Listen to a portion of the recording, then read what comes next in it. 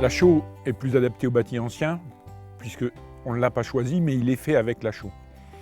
La chaux est un liant qui nous donne des mortiers qui laissent transiter la vapeur d'eau et aussi une certaine quantité d'eau liquide. Et il a une résistance mécanique à la compression assez faible, mais une élasticité très forte. Donc je suis sur un bâti globalement souple et déformable. Le bâti ciment est fait avec une autre philosophie de rigidité, de résistance et de rigidité. Donc à un moment donné, on n'a pas le choix, on est obligé de continuer sur un bâti souple et déformable avec un liant qui nous donne des mortiers ou des revêtements souples et déformables, donc c'est la chaux.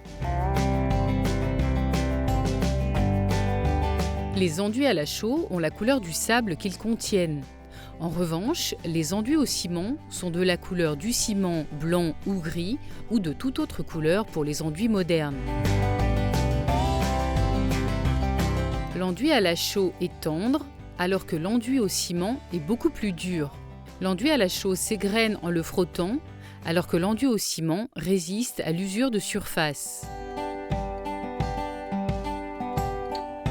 Le bâti ancien est bien souvent monté avec des mortiers de faible résistance qui contiennent de l'argile, des sables argileux ou des terres. Donc selon la saison, on va avoir un mur qui va se charger un peu d'humidité, l'argile va gonfler et entre les saisons, on va avoir sur 4 mètres de hauteur de maçonnerie un micro-mouvement d'1 millimètre peut-être qui est insignifiant, mais on a ce mouvement en permanence. Le ciment, comme il est collé et qui bloque les pierres, derrière ça veut bouger et ça veut faire ça en permanence. Donc ça fatigue à la liaison entre ciment et pierre et à un moment donné ça décolle. C'est obligé, c'est normal et on va rajouter autre chose, c'est que comme il évacue mal l'humidité qui va être là, avec le gel, l'humidité va pousser aussi des tractions qui va faire que le mortier de ciment, parce qu'il n'est pas élastique alors que le mortier de chaux l'est, va se décoller en plaques, en grandes plaques et quand on va sonner, ça va sonner creux, mais c'est une des caractéristiques, je dirais, une des conséquences négatives, mais normales avec le ciment. La chaux, elle, on n'a pas un fort collage des matériaux, on est plutôt sur une pierre. Notre enduit de chaux, il va s'accrocher comme ça. Il est moins adhérent et il est beaucoup plus élastique. Donc, il adhère mal à la pierre. Donc, si la pierre bouge un peu, elle peut faire ça. Donc, quand on va fatiguer, entre l'élasticité et le mauvais collage, fait que ça suit avec et que ça résiste mieux dans le temps. Et même si par endroits ça sonne creux, mais globalement, l'usure du mortier de chaux est une usure de surface, mais pas un décollement en plaque.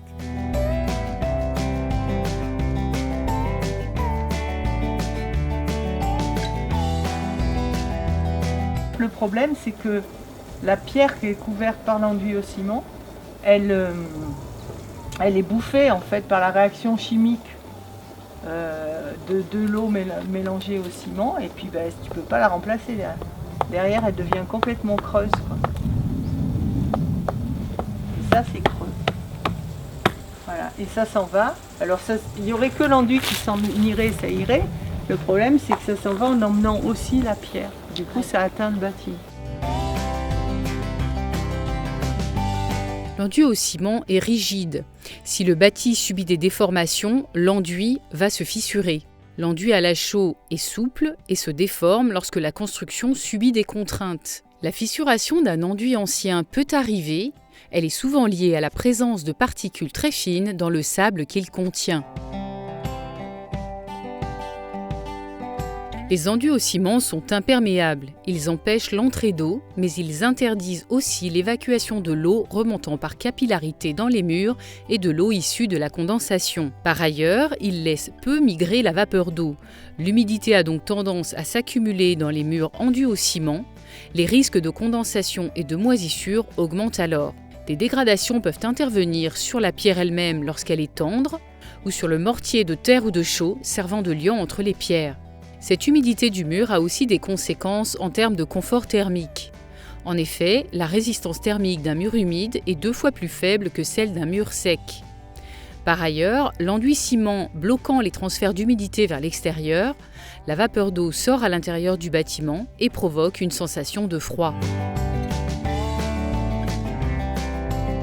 Les enduits à la chaux sont perméables, c'est-à-dire qu'ils freinent l'entrée d'eau dans le mur, mais ne l'empêchent pas. L'eau liquide peut sortir grâce à leur capillarité forte. Les enduits à la chaux laissent migrer la vapeur d'eau. Il n'y a jamais de blocage ni d'accumulation. Ces enduits favorisent donc l'évacuation de l'eau sous sa forme vapeur ou liquide. On dit qu'ils permettent au mur de respirer. En conclusion, pour rénover les enduits d'un bâtiment ancien, il convient d'utiliser un liant perméable à la vapeur d'eau et souple, comme la chaux.